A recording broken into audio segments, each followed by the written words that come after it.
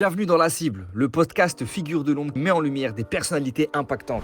Amine, Kader et Isma vous dévoilent les parcours, réussites et échecs des talents de l'ombre.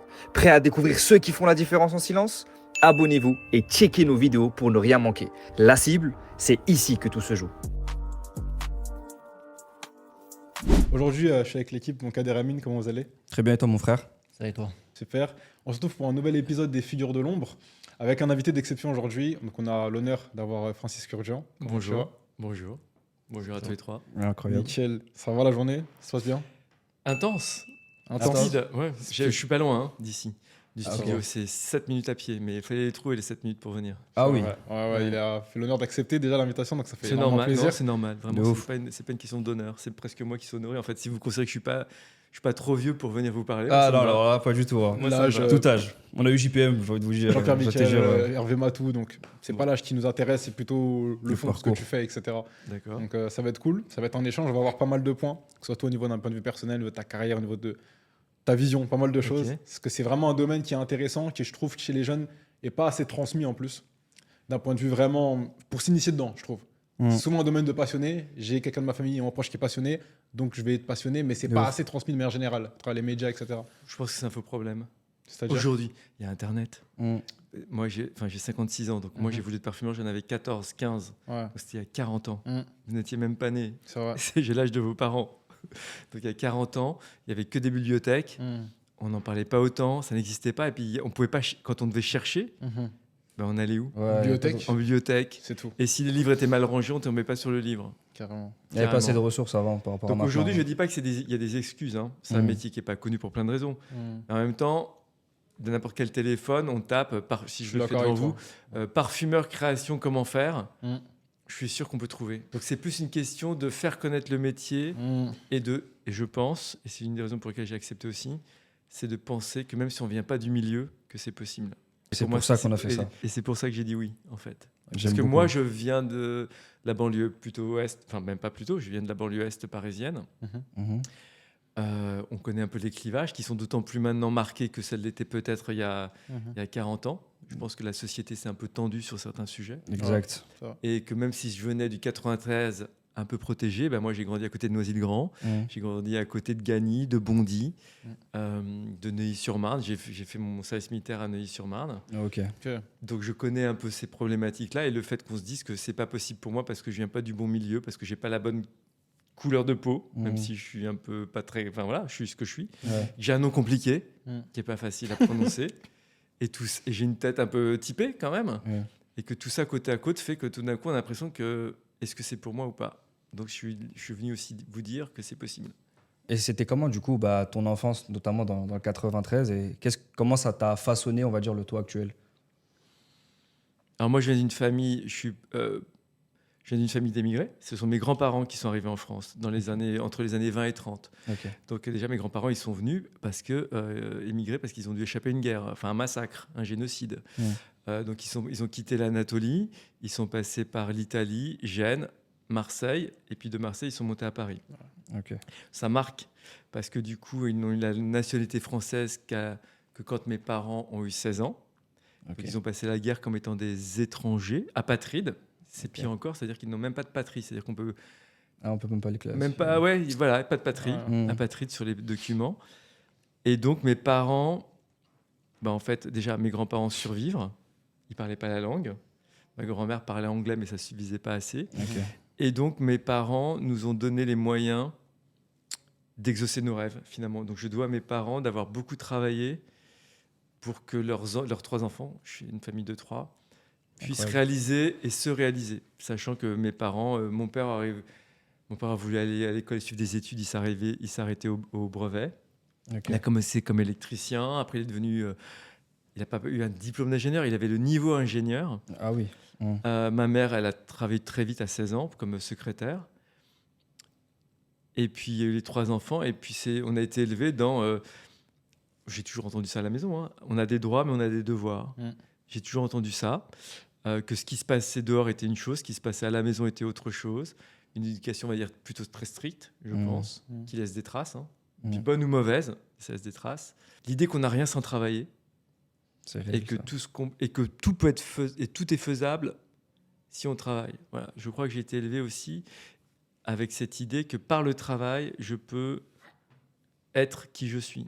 Quand j'échange avec des jeunes à l'école de parfumerie, quand je donne des conseils et tout, je dis souvent que jusqu'à un certain moment, c'est de la chance et après, c'est plus de la chance, c'est du travail. Et autrement dit, naître dans une famille qui vous aime, j'ai envie de dire, c'est un peu de la chance. Parce que c'est pas donné à tout le monde. Il y a des enfants qui naissent dans des familles complètement dysfonctionnelles, dans des familles qui vous battent, qui vous abandonnent, parce que tout d'un coup, à l'adolescence, il y a une association que j'aime beaucoup, que j'aide, qui s'appelle Le Refuge. À l'adolescence, vous vous révélez être homosexuel ou différent, ou transgenre ou queer, et tout d'un coup, vos parents vous foutent à la rue. Ça paraît lunaire, mais en fait, c'est presque. Je dis pas que c'est de la chance d'avoir ça. C'est quand même la majorité, ça se passe bien, on va dire. Mais quand même, ça aurait pu être une famille dysfonctionnelle. Donc jusque-là, on va dire c'est de la chance. Mais à partir d'un certain moment, de vouloir travailler à l'école, de pas s'en foutre, bien sûr l'environnement compte, mais après c'est aussi une question de responsabilité individuelle. Un peu, oui, je pense. Ah, je suis d'accord. D'accord, de ouf. C'est un peu une vision de la vie peut-être un peu décalée par rapport à aujourd'hui, je sais pas. Oui, large. Je pense, mais en même temps, je vois mes nièces, ma sœur a 2 filles, et elles étaient à l'école publique et on leur a inculqué ces valeurs-là, de bosser. Après, c'est chacun. Enfin, il y a un âge où chacun décide un peu de sa vie, en fait. Je pense qu'on doit pouvoir être maître de sa vie. J'ai toujours un peu. J'ai grandi comme ça. Alors, est-ce que parce que j'avais une famille qui était très structurée, ça a fonctionné ? Parce que si ça dysfonctionne dès le départ, c'est peut-être pas évident de trouver la voie. Ouais. Ça, on le saura jamais. Ah oui.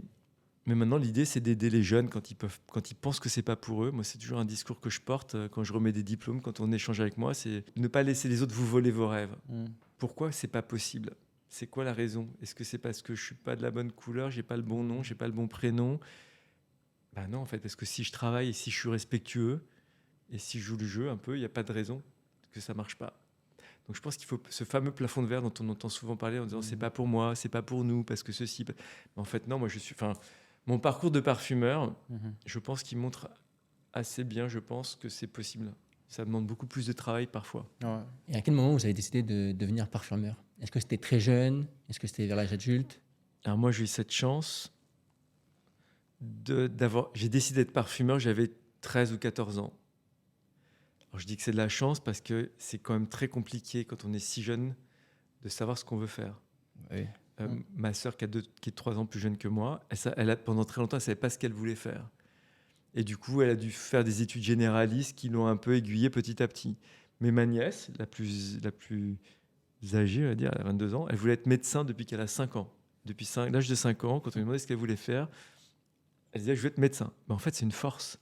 Quand vous arrivez à esquisser dans votre tête un but et de ne pas bouger de ce but-là, c'est une force.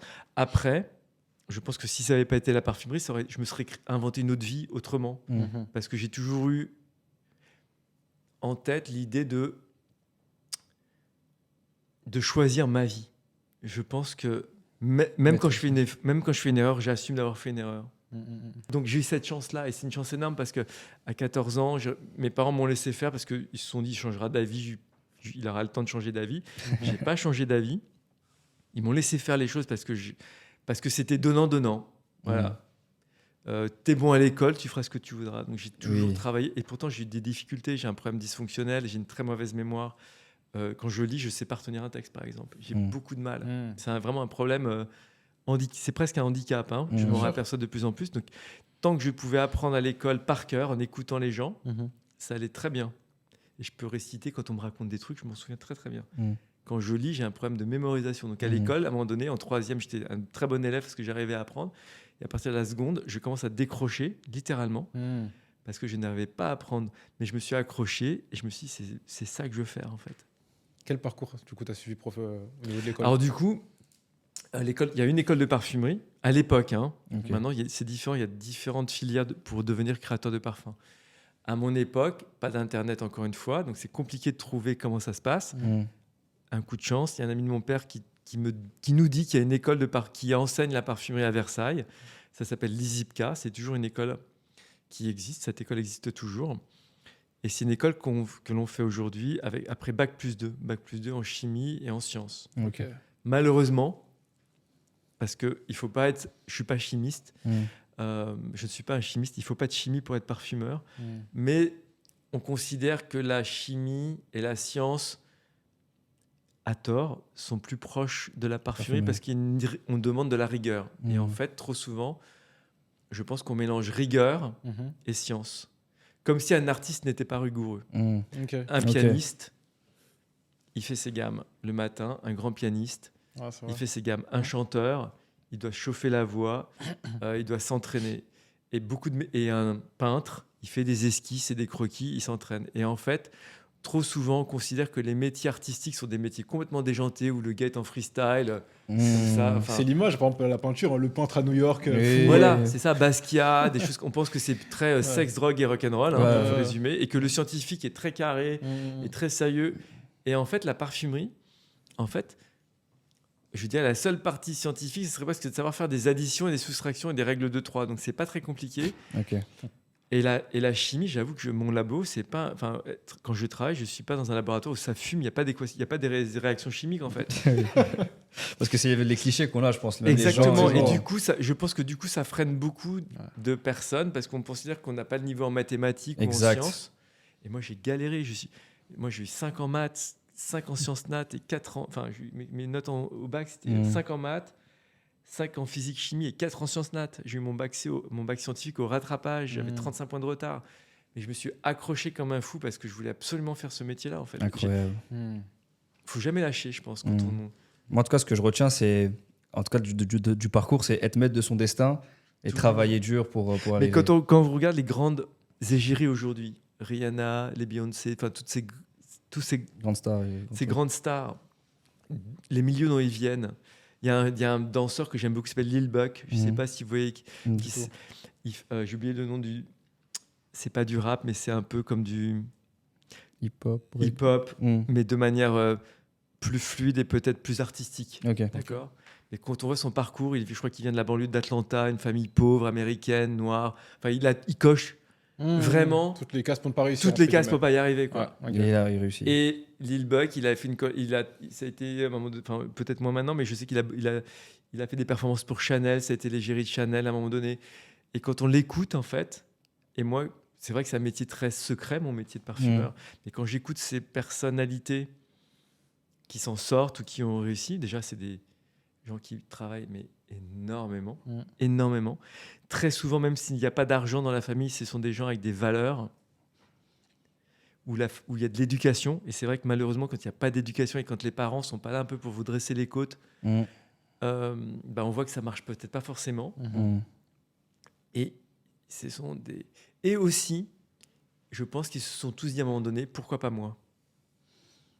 C'est incroyable. Parce que tous les figures de l'ombre et les interviews qu'on a fait précédemment, c'est le même point en commun. C'est vrai. Vraiment, le travail, être maître de son destin et saisir l'opportunité. On n'est pas... Il faut pas être... Il y a le don, quand on me dit souvent est-ce que vous êtes doué pour le parfum ? J'étais pas le meilleur à l'école de parfumerie. Il y avait des élèves dans ma classe, j'avais des potes qui étaient bien plus doués au niveau de l'odeur, quand ils sentaient un parfum, ils étaient capables de dire ce qu'il y avait dedans. Moi, j'étais pas forcément très très bon. Et je ne pense pas être très doué. J'aime juste beaucoup travailler. J'ai une capacité de travail assez phénoménale, je pense. Incroyable. Et puis, c'est remettre en question ce qu'on vous apprend. Et quand on vous demande de faire quelque chose, de vous poser la question « Pourquoi je le fais comme ça ?» L'idée, l'idée n'est pas de dire « Il ne faut pas le faire ». L'idée, c'est de dire « Est-ce qu'il n'y a pas une manière différente, peut-être plus judicieuse, plus rapide parfois, de le faire ?» Contourner l'obstacle, vous avez un but. Est-ce que la ligne droite, c'est forcément bien ? Est-ce que ce qu'on a appris tout le temps, c'est forcément bien ? Et remettre en question les choses, je trouve que c'est important aussi. Ça, on le voit beaucoup en architecture. Ça. Dans tous ces domaines-là, c'est pas forcément c'est vrai ou c'est faux, mais il faut prouver pourquoi tu prends cette voie-là. En fait. Exactement. Surtout dans les travaux de groupe, etc. Tant que tu arrives à la finalité, c'est ça qui est bien aussi. Exactement. Mais de toute façon, pour se démarquer, il faut un peu casser les process. Il y a des choses qui sont immuables, qui ne bougeront jamais. Et il y a des choses qui doivent évoluer parce que l'époque évolue. Autrement dit, un parfum, ça doit sentir bon et ça doit faire plaisir parce que c'est le principe même du parfum. Oui. Mais on ne fait pas un parfum. Un parfum ne sent pas la même chose aujourd'hui, en 2025, que quand j'ai commencé à parfumer en 1995, que quand mes parents se parfumaient en 1965. Mais le principe même de un parfum doit sentir bon, c'est normal. C'est le fond. Un parfum doit sentir bon à toutes les époques. Et l'époque, elle évolue. Donc, le parfum doit évoluer parce que les rapports hommes-femmes évoluent, parce que une fille de 20 ans aujourd'hui, eh ben, c'est pas une fille de 20 ans il y a 30 ans et c'est pas une fille de 20 ans il y a 50 ans. Mm. Donc, l'idée même du parfum ne bouge pas, mais ce qu'il exprime bouge. Par exemple, voilà. C'est aussi cette idée d'interdit. Pourquoi pas moi? Je me suis toujours dit quand j'avais 25 ans, quand j'ai travaillé pour Jean-Paul Gaultier avec ce parfum Le Mal pour Jean-Paul Gaultier, et cette rencontre inédite avec cette femme qui m'a donné ma chance. Mais je me suis dit, en fait, c'est ma chance. Je vais la saisir. Ça va venir. C'est peut-être la chance de ma vie. C'est peut-être le moment de ma life qu'il faut non seulement il faut le kiffer, mais il faut pas le gâcher. Saisir les opportunités. Mais d'ailleurs, comment ça s'est fait, la rencontre et... C'est long, hein. Il faudrait 2 heures. Je vais essayer de faire court, parce que c'est tellement incroyable. Mon père avait peur que je sois créatif, parce que être créatif dans une famille d'émigrés, ça fait un peu... je vais avoir faim, quoi. C'est un peu un métier de crève-la-dalle, littéralement. Ce que je peux comprendre, parce qu'il a travaillé toute sa vie très dur pour nourrir sa famille. Ouais, je vois très bien. Donc il y avait cette anxiété de ça va pas le faire. Donc il m'a dit je te paye une année de marketing. Donc j'ai fait, ça s'appelait même pas encore marketing à l'époque, mais voilà, il m'a payé une année de cours du soir. Et donc j'ai trouvé une année à faire pour faire des cours du soir en marketing. Dans cette école, tout d'un coup, on avait un mémoire de fin d'année. Il fallait faire ce mémoire, donc c'est un cas d'école, un mémoire. Donc j'ai fait ça sur la parfumerie. Je savais faire que ça, donc je suis pas allé chercher ailleurs que de la parfumerie. Et à la remise des diplômes, comme j'étais passionné par ce que je faisais, à la remise des diplômes, j'étais arrivé dans les 5 premiers de ma promo. Alors j'étais très mauvais. Okay. Mais comme j'étais passionné, je pense que quand on est passionné, on peut développer on peut déplacer des montagnes. Oui. Quand l'email, on se posait la question tout à l'heure pourquoi j'ai répondu à l'email, mais l'email il était bien tourné. Il y avait un truc, il y avait un angle intéressant. Et j'ai dit oui, alors que mon agenda, ce matin, j'ai commencé, il était 7h30, enfin je me suis levé déjà à 5h30 du matin. Okay. Bref, quand on trouve l'angle, ça marche. Bref, j'ai trouvé l'angle, ça a marché. Et la femme qui m'a remis mon diplôme, c'était la présidente des parfums Jean-Paul Gaultier. Okay. D'accord ? Ça s'est fait par ce biais-là. Mais j'avais 24 ans, je sortais juste de l'école, je savais mélanger que de la vanille et 3 trucs à côté, mais j'avais envie. J'ai donné envie et j'avais envie. Et j'avais envie d'avoir envie et j'avais envie de donner envie. Et moi, je vois aujourd'hui les jeunes à qui je tends la main ou qui viennent me voir et avec qui ça se fait, parce que j'aime beaucoup ça, c'est ça qu'on va chercher. C'est celui qui a la flamme, parce que en fait, malheureusement, des gens, il y en a beaucoup qui veulent faire ce métier-là. Mais pourquoi je passerais plus de temps avec l'un que l'autre ? C'est quelqu'un avec qui on a envie de passer du temps ensemble, en fait, et qui a un truc en plus. Ouais, il y a quelque chose en plus. Oui, il y a le feu.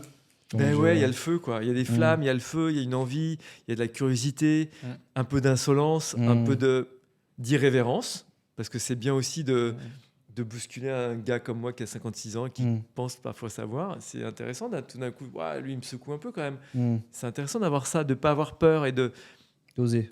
Ouais, l'audace. Comment c'est ? C'est Christian Dior. Quand je suis arrivé chez Dior, c'est comme une vieille maison de 77 ans. Enfin, une vieille maison. C'est quand même une maison qui a 77 ans.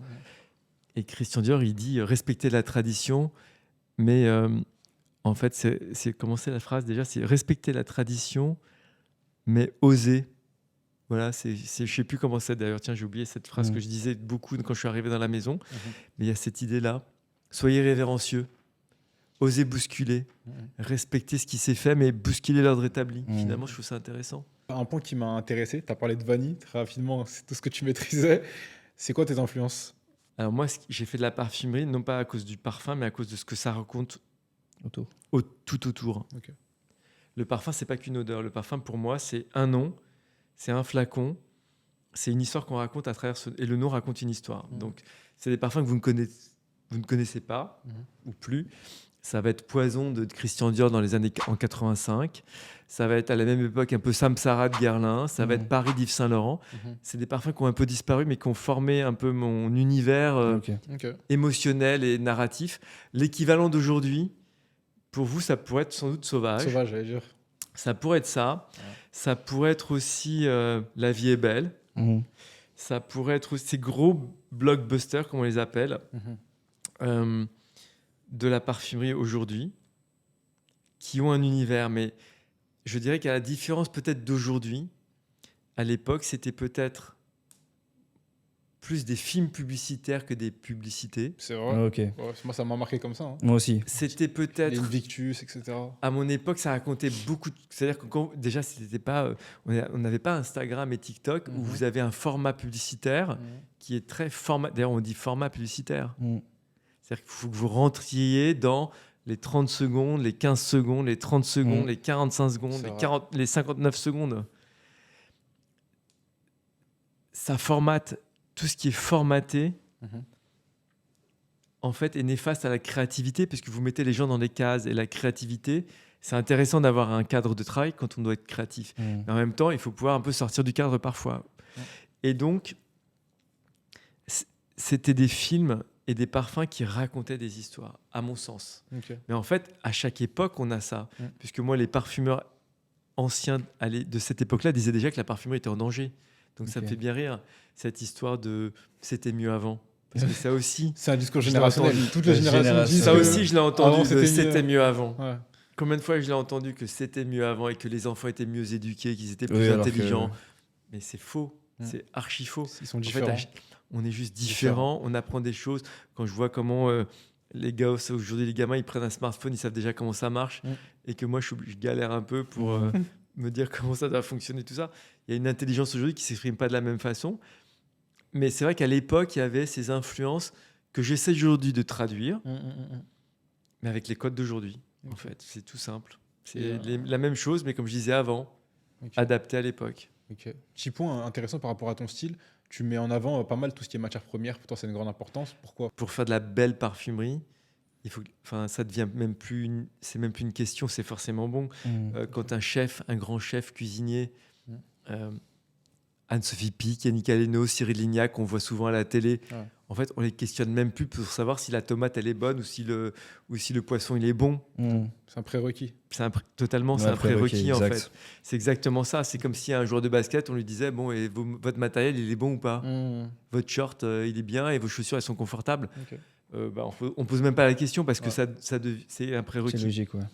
Donc en fait, l'ingrédient pour moi, c'est ce que je dis aussi à mes élèves en parfumerie, c'est la fin.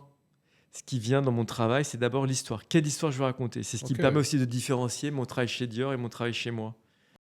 Parce que c'est quelle histoire? C'est d'abord l'histoire. Quelle histoire j'ai envie de raconter?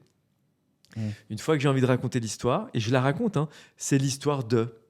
C'est l'histoire d'un homme, ou c'est l'histoire d'une femme, ou alors c'est l'histoire de on s'en fout si c'est un homme ou une femme. Mhm. Et c'est quoi le sujet? Tu te fais un script carrément?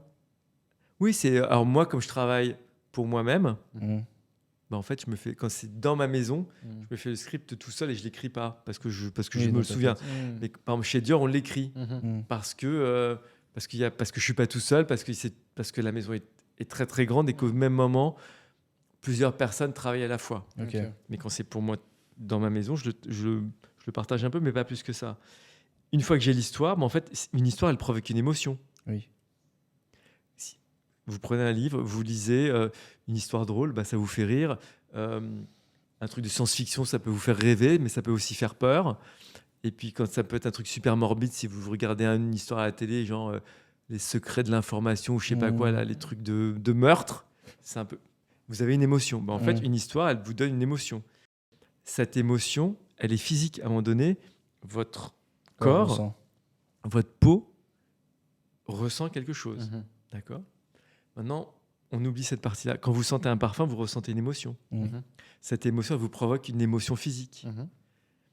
Donc, autrement dit, quand je crée mon histoire avec mes mots, où je ressens une émotion physique, ce que j'essaie de faire après avec mes parfums, j'essaie que quand je compose mon parfum, que l'émotion physique de mon parfum corresponde à l'émotion L'émotion physique de ton histoire. de mon histoire. Incroyable. Et quand j'ai ça qui se passe, Symbiose, boum. c'est fini. Ça Donc me- l'ingrédient, C'est un c'est outil. pas et voilà, Bien joué. exactement. La recette. Ouais. Et c'est quoi ta plus belle histoire? Bah, c'est demain, forcément. T'imagines si je dis que ma plus belle histoire, c'était il y a Déjà 30 ans? passé, ouais. Bah, en fait, pourquoi je continue de travailler, quoi. Toujours à la quête de En tout cas, c'est pas ça. C'est qu'un jour, j'imagine que j'aurais peut-être l'impression de dire tout. Il y a des créateurs qui s'arrêtent de... Comme des acteurs, il y a des acteurs au cinéma qui ont un jour décidé d'arrêter de faire des films.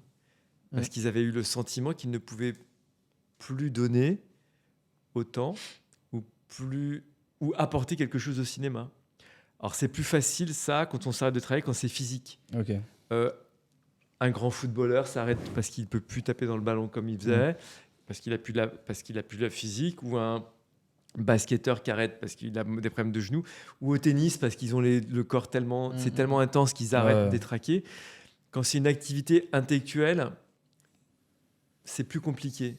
Mais moi, je me suis promis qu'un jour, je déciderais d'arrêter de composer des parfums. Parce que je pense qu'à un moment donné, on ne comprend plus l'époque dans laquelle on est. Ok. À un moment donné, j'ai l'impression qu'on est un peu en décalage. Tous les exemples que j'ai eus, que j'ai pris autour de moi, montrent que... oui, parce que exprimer à 20 ans, quand j'ai fait le mal, j'avais 25 ans, ça parlait de l'époque de 25 ans, c'était super facile c'est pas la pour même moi. chose, ouais. Aujourd'hui, j'en ai 56, quand je dois... C'est compliqué pour moi d'être dans la tête de quelqu'un de 25 ans. Mais ça, comment tu vas le traduire, justement, je suis plus dans le coup. Là, je dois arrêter. Là, aujourd'hui, j'arrive encore, en discutant avec mes nièces, notamment, en les regardant, en écoutant des choses qui sont, entre guillemets, pas de mon âge, en m'intéressant à tout ce qui se passe. Je me dis toujours, toi aussi, n'oublie pas que tu avais des peurs, n'oublie pas que c'était compliqué. Moi, le monde me paraît... Quand j'avais 22 ou 23 ans, quand je voulais être parfumeur et qu'il fallait que je trouve mon stage, mais j'étais dans des...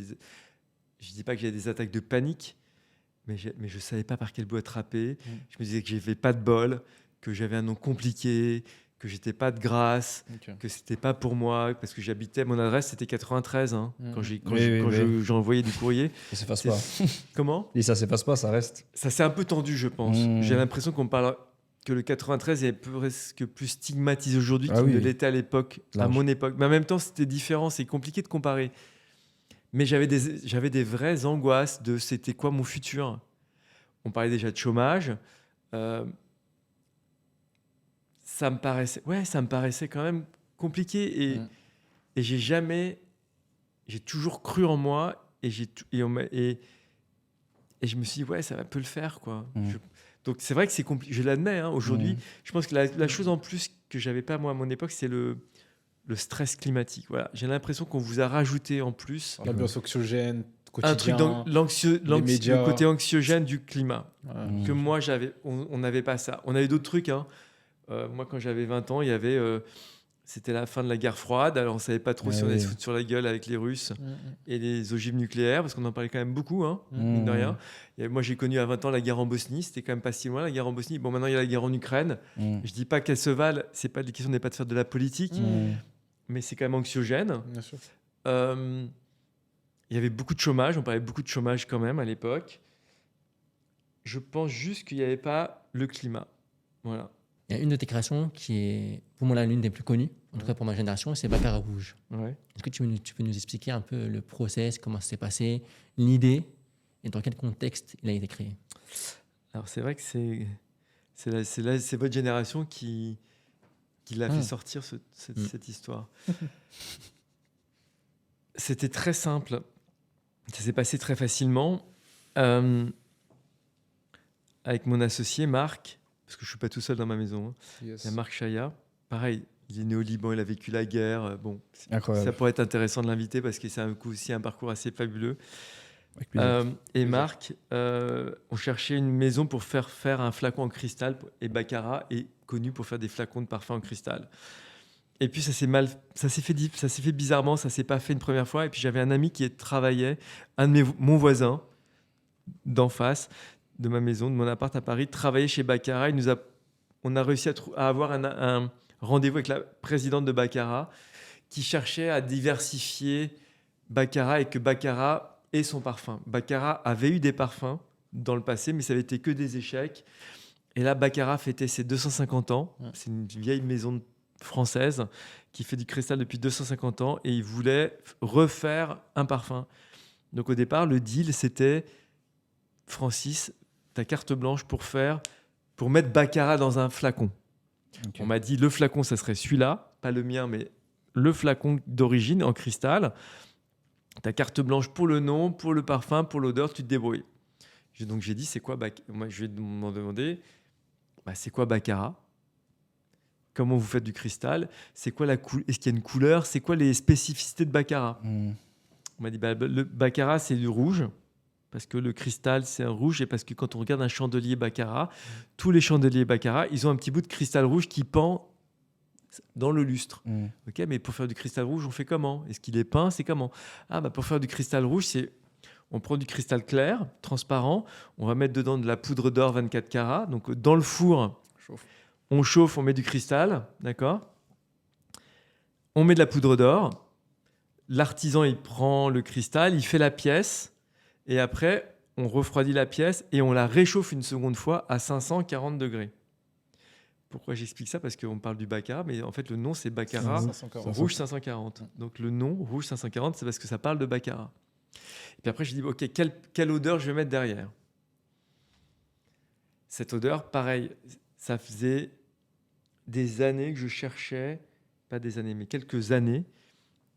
Donc, je suis connu pour avoir fait le mal de Jean-Paul Gaultier, qui est une révolution dans le domaine des parfums pour hommes, parce que déjà, c'est très puissant. Et en plus, c'était une nouvelle manière de faire des parfums vanillés sensuels pour hommes. Et puis, dans l'évolution de la parfumerie, il y a 2 parfums qui sont très importants, qui sont Angel de Thierry Mugler en 92, qui est ce qu'on appelle le premier parfum gourmand. Okay. Et puis après, il y a La vie est belle, presque 10 ans plus tard, 2014. Et ces 2 parfums, Angel et La vie est belle, ont finalement façonné toute une famille de parfums qui se ressemblaient tous. Et pendant presque 15 ans, la parfumerie des parfums gourmands, sucrés, vanillés, ambrés, tous se ressemblaient. D'ailleurs, tous les parfums se ressemblent un peu. Ils sont tous un peu pareils. Parce que c'est comme un air de musique. C'est un peu le même rythme tout le temps. Boum, boum, boum, boum, boum, boum. Un peu en boîte, quoi. Le même beat. Bam, bam, bam, bam, bam. Et je me suis dit, comment peut-on respecter... Oser l'insolence, c'est ça qu'il a dit, Christian Dior. Comment peut-on respecter la tradition? Comment on peut dire que c'est toujours sensuel, mais que c'est différent? Eh ben, j'ai regardé tous les parfums, comment ils ont été faits, pourquoi ils se ressemblaient tous. Et je me suis dit, je vais garder la modernité, ce qui est moderne, mais je vais retirer tout ce qui est classique et tout ce qui est en commun. Et je suis arrivé à ne garder que 2 ingrédients.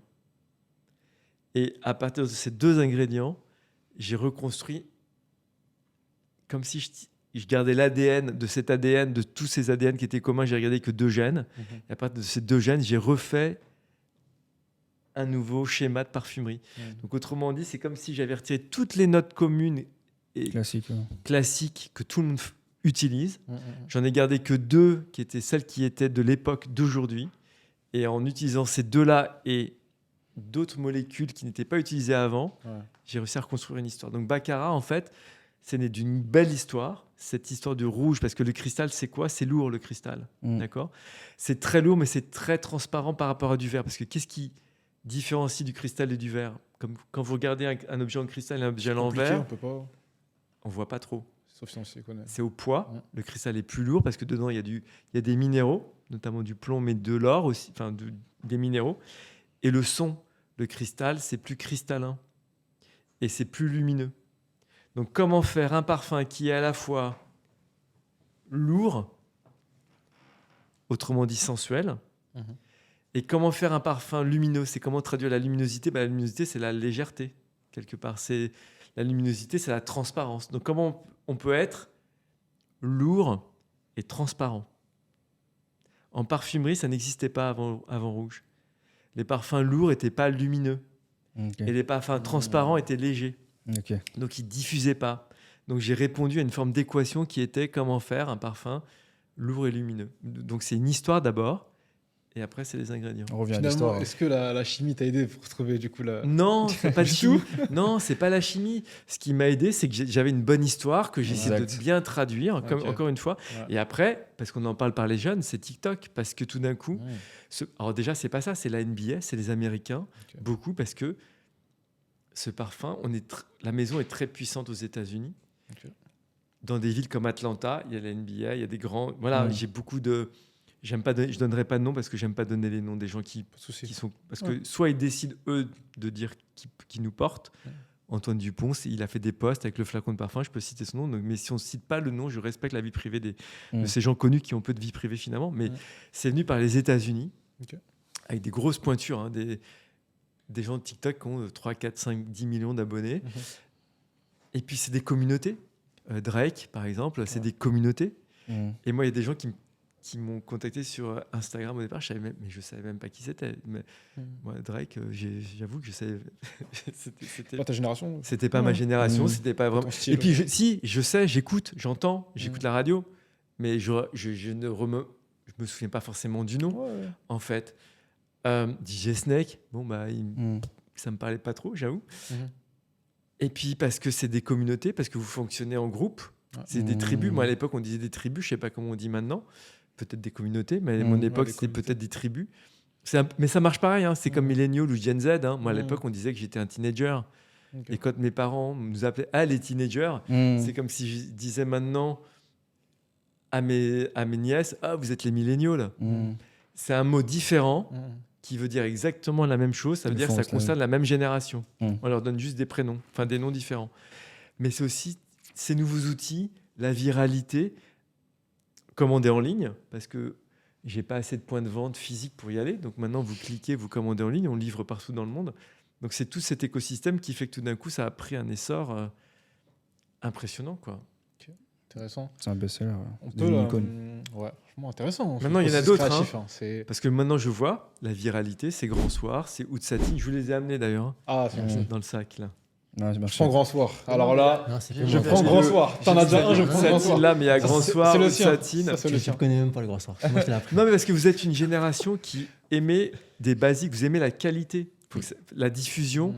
C'est normal, un parfum qui doit diffuser, c'est un peu comme un logo sur un vêtement, ça doit être joli, élégant. C'est ça qui est important. C'est quoi la différence rapidement entre le parfum maintenant et le parfum, on va dire à l'époque du coup, ou avant? Dit curieux, c'est ça? Non, bah justement. Il n'y en a pas, pour moi il n'y en a pas. C'est-à-dire que quand je vous parlais de Poison, de Samsara, c'était des parfums qui remplissaient une pièce.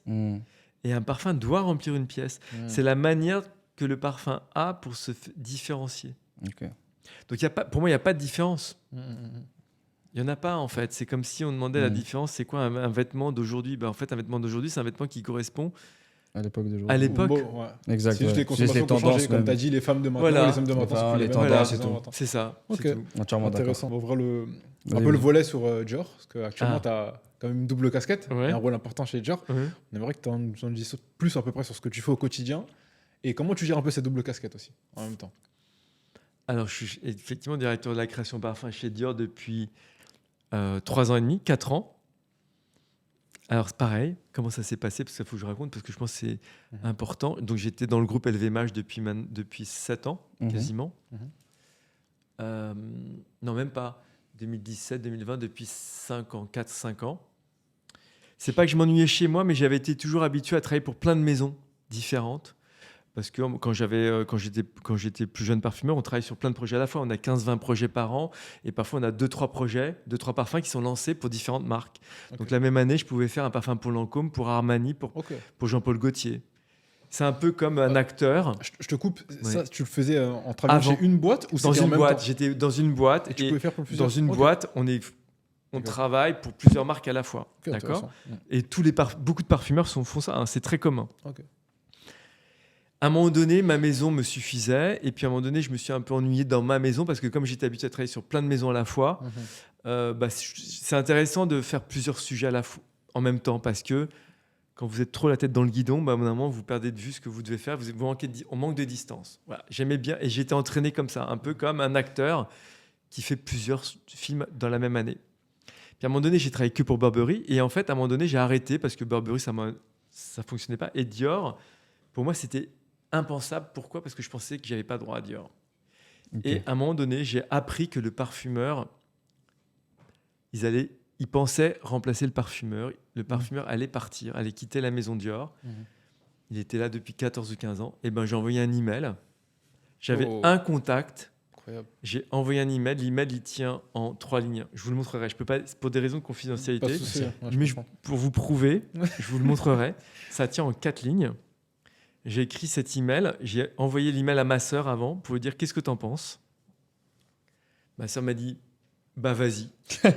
En se lance, C'était un vas-y. vendredi soir. Ouais. Osez. Et j'ai envoyé l'email le lendemain matin, un samedi matin à 8h30 du matin en disant voilà, grosso modo, j'ai appris que la place est. Voilà, voilà, je voudrais vous parler de la vision que j'ai pour Dior. J'ai fait envoyer. Et puis le mardi suivant, donc c'est passé le week-end, hein, j'étais comme ça, je vais les pétoches. Vraiment, hein, je flippais grave. Je me dis putain, t'as fait une erreur et tout. Tu vas te prendre une veste, ça va être horrible, on va te dire non. Mais au pire, on vous dit non en fait. Mmh. En C'est fait, pas j'ai grave. été convoqué. On m'a dit on veut bien que vous parliez. On veut bien échanger. On revient au J'ai culot fait plein de base. rendez-vous et on revient. Et en fait, j'avais perdu. C'est ça, et c'est une grande leçon. Cette fougue. Ouais, parce que je pensais que parce que je pensais que ça devait être normal. Mmh. Il faut constamment se dire que rien n'est normal dans la vie. Ce n'est pas normal qu'on vous dise non.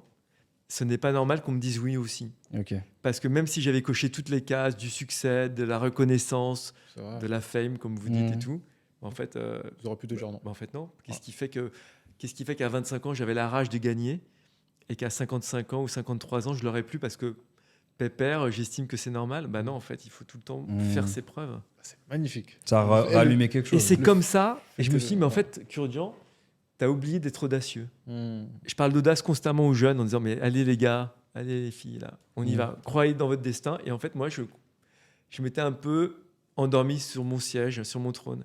Donc Dior a commencé comme ça. Donc ma semaine, elle est très cadrée, hein.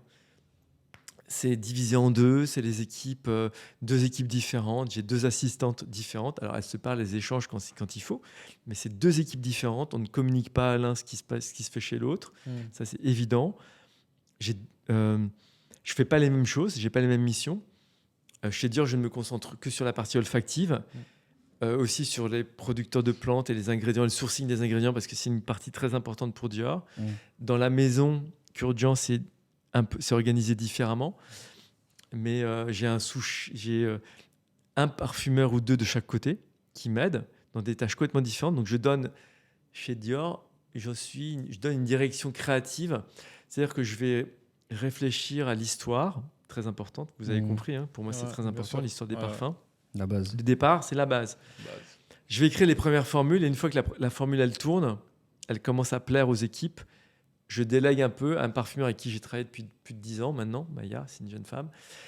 Et elle va continuer un peu sans moi et je reviens toutes les semaines sentir. Donc il y a des étapes que je ne fais pas, un peu comme dans un atelier de couture. Mmh. Vous avez le créateur qui va dessiner, comme Christian Dior dessinait. Mmh. Il envoyait le dessin à l'atelier. Il y a quelqu'un qui supervise le dessin et la robe revient. Et Christian Dior, il a sa vision, on lui fait pour lui, mais il vient faire les finitions, les retouches et tout. Chez Dior, c'est un peu cette tâche-là que j'ai. Ok. T'as la Bien vision, sûr. t'as l'exécution, l'opérationnel. Voilà. Ah, ok. Dans ma maison, c'est un peu comme ça, mais je suis encore plus présent sur toutes les autres parties qui sont la publicité, Ok. les idées qui sont tout autour, les flacons, parce que ça porte mon nom, parce que c'est ce que j'aime faire aussi. Mais les flacons Ok. sont beaucoup travaillés. Par exemple, un parfum qui était inspiré de New York. De New York, dans ma maison Oui, 724, oui. exactement. Et même derrière le flacon, quand on Oui. le tourne, on voit New York Oui. intérieur. Ça, c'est pareil. Dans ma maison, il y a un studio de création qui est intégré. Il n'y a pas d'agence extérieure à la maison qui travaille. C'est-à-dire que moi, c'est ce qui est un peu ce qui me rapproche sans doute des vieilles maisons de parfumerie que quand j'étais jeune. On ne fait pas appel à des talents extérieurs. On fait quasiment pas de collaboration d'ailleurs. Non pas que j'aime pas l'idée de collaborer, mais déjà parce que j'ai des talents dans la maison qui sont très bons et qu'on pousse à être encore meilleurs et qui sont doués. Et donc le dessin qui est derrière l'étiquette, par exemple, j'aime bien ce sens du détail aussi.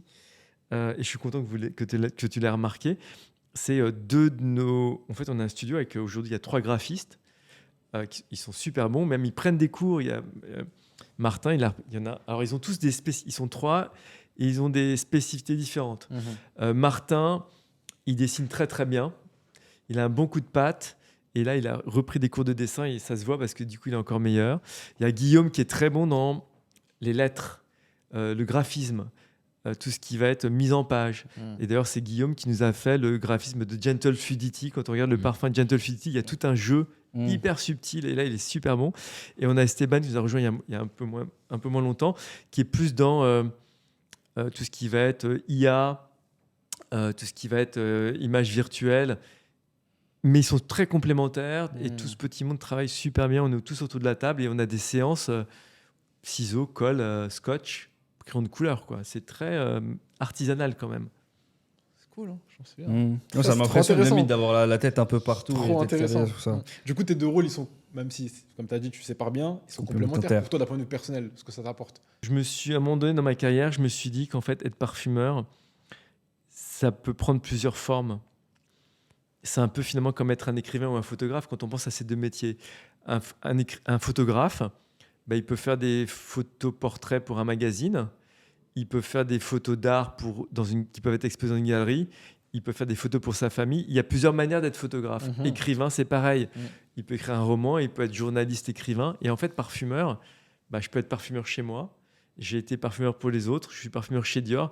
Et puis il y a aussi une dimension artistique de l'odeur qui va être que je vais collaborer avec des artistes pour créer l'odeur de l'argent, par exemple. C'est quoi l'odeur de l'argent ? Ça peut être collaborer avec un artiste syrien qui veut parler de la guerre à travers l'odeur. Et j'ai créé pour lui l'odeur du sang. Et presque l'odeur, l'odeur du sang, l'odeur de la terre. C'est un art. Hein, ouais. C'est pas des parfums qu'on va mettre sur la peau, mais c'est donner au parfum un sens esthétique et artistique. Et c'est vrai que je suis un parfumeur heureux, quoi. J'ai l'impression que tu es un compétiteur, mais envers toi-même. Et est-ce que tu as une sorte de pression aussi par rapport à tous ces projets-là ou pas du tout ? Alors, je pense que j'ai suffisamment de pression. Je pense que je me pose tellement de pression moi-même que la pression des autres, elle est pas aussi forte que ce que je mets moi sur les épaules, en fait. Et comment tu arrives justement à gérer cette pression que tu te mets envers toi-même ? Ou est-ce que c'est une bonne pression, tout simplement, et ça t'aide à te surpasser ? Ça vient du fait que quand je faisais de la danse classique, mon prof de danse, qui était un prof de l'opéra, me disait « Le meilleur professeur au monde, c'est la glace, le miroir. » Sous-entendu, je suis moi-même celui qui va chasser le défaut. Donc cet esprit de compétition, il est là. Puis après, mon père me faisait faire de l'athlétisme aussi. Donc, faut courir vite, faut être le premier. C'est aussi des enfants d'émigrés. Ça, on leur dit « T'as pas le choix, quoi. Faut que tu sois le premier de la classe. » Il y a ça. Comment je fais pour m'en sortir ? J'ai appris ça pareil. J'ai écouté un aîné qui m'a expliqué ça. Veiller à avoir une vie personnelle équilibrée. Quand on regarde les grands patrons de maison, ou femmes, hommes ou femmes, les gens qui ont du succès, très souvent, ils ont une vie équilibrée. Très, très souvent. Et équilibrée sur un peu le long terme. On les voit toutes, ces grandes stars, très souvent, et puis vivons cachés. Donc, c'est-à-dire que vivre assez loin de tout ce qui est réseaux sociaux, ne pas s'afficher, ne pas s'exposer. Je pense que c'est important. J'ai de la chance, j'ai un métier qui me permet ça, mais il y a des acteurs de cinéma que je connais.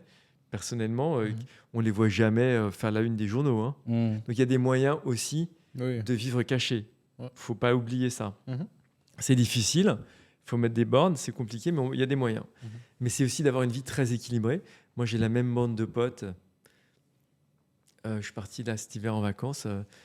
Ça fait 50 ans qu'on se connaît, quoi. Incroyable. Donc, c'est des amis avec qui j'ai grandi. Ouais, c'est petit. Alors, bien sûr, j'ai des nouveaux amis. Mais il y a un socle. On se connaît depuis 50, 40, 30 ans. On rigole un peu des mêmes conneries. Je n'ai pas grandi pour ça.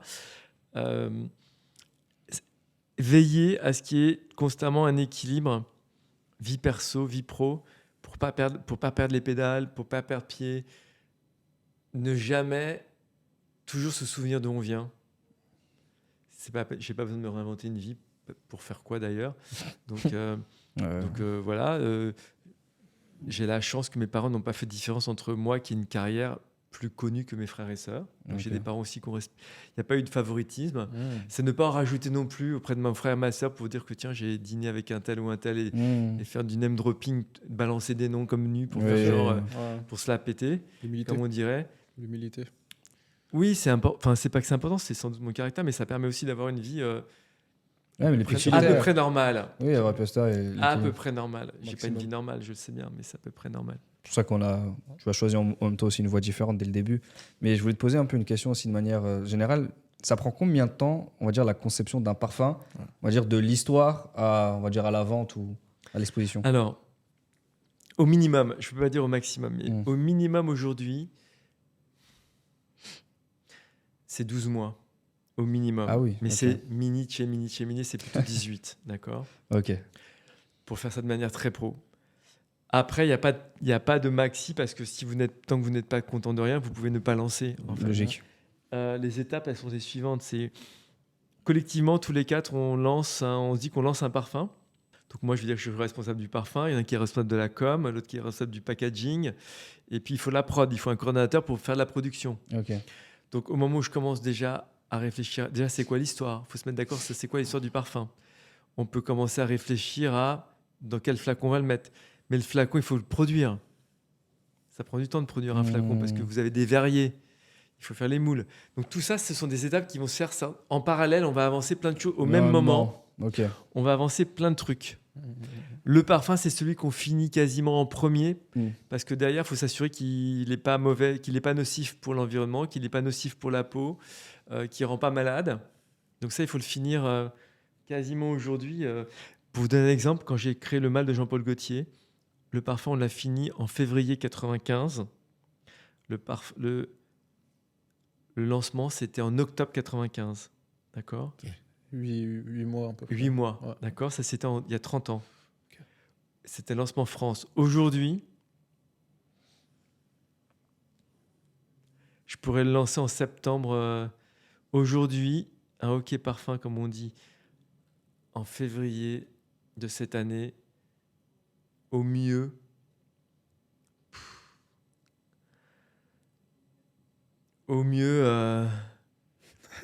Dans un an. Là, non, l'année prochaine. Minimum Ouais, février au mieux 2026. l'année prochaine, ouais. Ok. On a pris 6 mois. Mais quand je dis au mieux, c'est du grand mieux. Et d'ailleurs, c'est quoi le projet, on va dire, ou l'histoire qui t'a pris le plus de temps à. En fait, Baccarat, parce que Le plus de l'embryon de l'odeur du rouge, elle était née avant que ça soit pour Baccarat. Mais finalement, moi, je suis pas. J'ai appris parce qu'en 30 ans, en 35 ans, on se connaît, on commence à se connaître.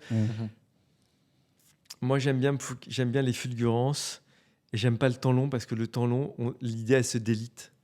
En fait, quand on traîne trop sur une idée, à un moment donné, elle saoule, quoi. Enfin, ça, je suis d'accord. On est gavé. Moi, j'ai des projets que j'ai faits. D'ailleurs, ça a été mes grands échecs. Hein. On avait posé une question sur tes erreurs aussi. Voilà, j'en pouvais plus, quoi. À la fin, mais sortez-moi cette formule. Enfin, la formule, elle m'a saoulé. Je l'ai senti tellement de fois. Non, mais elle m'a saoulé. J'étais gavé du projet. J'avais même pas de plaisir. Et même le lancement, c'était, mais vas-y, quoi. Enfin, laisse tomber. Enfin, j'avais pas envie, quoi. J'avais plus envie. J'étais gavé. Et au contraire, il y a des trucs qui sont... Mes plus grands succès se sont faits en 6 à 8 mois parce qu'on garde la fraîcheur, parce que voilà, c'est encore tout beau, tout neuf. Osmose, comme on dit. On y arrive bien. Et les échecs, oui, il faut apprendre des échecs. C'est très important. On n'apprend pas trop des succès parce que la recette du succès, c'est des choses qui sont presque de l'ordre du miracle. Ouais, ça c'est vrai. Et je pense qu'on apprend plus des échecs, en fait. Moi, j'ai toujours beaucoup plus appris des échecs que des succès. Ah, bien sûr. Le succès, tu le mesures d'un point de vue personnel, comment ? Juste aux ventes ? Juste au retour personnel ? C'est quand je reçois un message privé, quelqu'un qui me dit deux choses. Soit parce que le message que je porte a changé leur vie, ou ça leur donne de l'espoir d'y arriver eux-mêmes. Ça, je trouve que je suis très content de ça. Ou alors que le parfum qu'ils portent, quel que soit le parfum, il est important dans leur vie parce qu'ils sont tombés amoureux, parce que ça devient une part d'eux-mêmes. Voilà. Là, je me dis, t'as bien bossé. Un mauvais parfum, c'est pas la faute du public, mais c'est de ma faute. J'accuserai jamais le public de pas m'avoir compris. Je m'accuserai toujours moi de pas avoir bien expliqué ce que je voulais faire. Moi, j'ai pas peur d'être populaire. Vous savez, en France, il y a une posture, et c'est très français, qui est si on vend trop, c'est que c'est pas de l'art ou c'est pas de la bonne cam. Je suis d'accord. Il y a le côté mainstream, il est quelque dénigré chose de fou, alors que c'est très difficile. Moi, je revendique de m'adresser au plus grand nombre possible. Je revendique mon appartenance au populaire. Je me souviens quand j'avais fait une installation olfactive à Versailles et j'avais eu un débat à Versailles sur mais il m'avait dit il faut faire populaire. C'est pas assez populaire. Mais en fait, être populaire, c'est pas être cheap. Le peuple, c'est pas des gens cons et inéduqués et nuls. En fait, faire populaire, c'est donner accès au plus grand nombre des belles idées. Mais c'est juste trouver une idée universelle. Moi, c'est Albert Elbaz, qui était un très grand couturier, qui a travaillé pour Lanvin, avec qui j'ai travaillé, qui a malheureusement disparu il y a presque 5 ans maintenant, pendant le Covid. Et Albert, il m'avait expliqué que c'était quoi la différence entre global et universel. Une belle idée, elle est universelle, c'est-à-dire elle touche le cœur des gens. Et quand vous êtes capable de toucher le cœur de tous les gens, je vous donne un exemple clairement, l'émotion qu'on a quand le soleil se lève, qu'on soit en after à Ibiza. Moi, je me souviens, j'ai fait des after à Ibiza dans des boîtes de nuit où tout d'un coup, les clayettes, elles s'ouvraient comme ça. Et putain, il y avait un putain de son. Et tout d'un coup, on voyait le ciel qui se levait sur les montagnes d'Ibiza à 5 heures du matin. Dans un état un peu peut-être pas très frais, mais c'était super bon. Et ben, c'est la même émotion que le soleil qui se lève n'importe où dans le monde. Ok. Et que finalement, ça, c'est une odeur, ça, c'est une émotion universelle. Elle est populaire parce qu'elle est partagée partout. Quelle que soit votre culture, que vous soyez un Esquimau au Groenland, dans la banquise, quand vous voyez le soleil qui se lève, l'émotion de ce jour qui naît, c'est la même partout dans le monde. Ça, c'est une belle émotion populaire. Et ben, je revendique l'idée d'être un parfumeur populaire et que Rouge puisse plaire à la fois à l'élite ou à des gens qui vont économiser et qui vont en parler sur TikTok comme étant une idée qui fait riche, parce que c'est l'idée que les gens ont dit, j'ai entendu ça, ouais, ça fait riche. Mais je suis fier qu'on me dise que c'est une odeur qui fait riche, parce que quand je disais que je voulais une odeur puissante, lourde et lumineuse, bah, en fait, oui, c'est une odeur, c'est une belle odeur. Pour moi, donc je suis très fier de ça, moi. Je revendique ça. C'est cool. Pour préparer l'émission, on est parti au Galeries Lafayette pour un peu sortir les parfums. Et on est tombé sur une de vos employées que je salue, qui était vraiment passionnée. C'est des Galeries Lafayette? Oui, celle qu'elle a à Haussmann ou à Champs-Élysées. Champs-Élysées, ok. D'accord, je veux qui c'est à peu près. Elle m'a posé une question. Ouais. Enfin, je lui ai demandé, est-ce que vous avez une question pour Francis? Ouais. Elle m'a dit, si vous pouvez lui poser la question, comment voit Francis l'avenir d'ici 20-30 ans? Et je lui ai demandé pourquoi. Elle m'a dit parce que selon sa vision de l'avenir, il saura quel parfum faire. Déjà, 20-30 ans, c'est loin. C'est long. C'est loin, ouais. C'est compliqué. 15-20 déjà, c'est déjà bien. Même 5, frère. Déjà, 5. On parle de 20-30 là. Alors, 2 choses. La première, c'est ce qui différencie l'homme de la machine aujourd'hui. C'est le goût et l'odorat. Parce qu'une machine n'a pas besoin de manger et n'a pas de plaisir en mangeant. Parce que vous la branchez, il lui faut de l'énergie solaire, il lui faut de l'énergie, qu'elle soit solaire, électrique, nucléaire. Il lui faut de l'énergie pour faire tourner la machine. Un être humain, à date, on a besoin de manger, de s'alimenter. S'alimenter, ça passe par la bouche encore aujourd'hui. Peut-être que demain, on nous mettra des perfusions directement liquides, mais on a besoin de manger, ça passe par la bouche. En passant par la bouche, ça provoque et ça utilise des réflexes et tout un mécanisme physiologique qui date de notre humanité, d'il y a très très longtemps. Parce qu'une odeur peut vous faire vomir.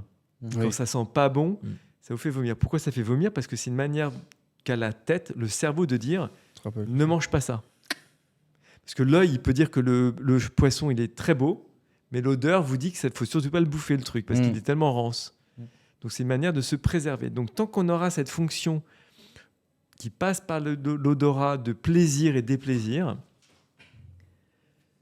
je pense que le parfum aura une dimension qui va être tout le temps la même, qui va être la fonction d'aujourd'hui. Il sera peut-être différent. Ça sera peut-être un patch. Ça sera peut-être une puce dans la tête qui nous dira qu'il faut sentir. Ça sera peut-être tellement de trucs que je ne sais pas vous dire aujourd'hui. Mais tant que encore une fois, on en a parlé tout au début. C'est la fonction. Pourquoi je mets du parfum? Je mets du parfum parce que je veux plaire.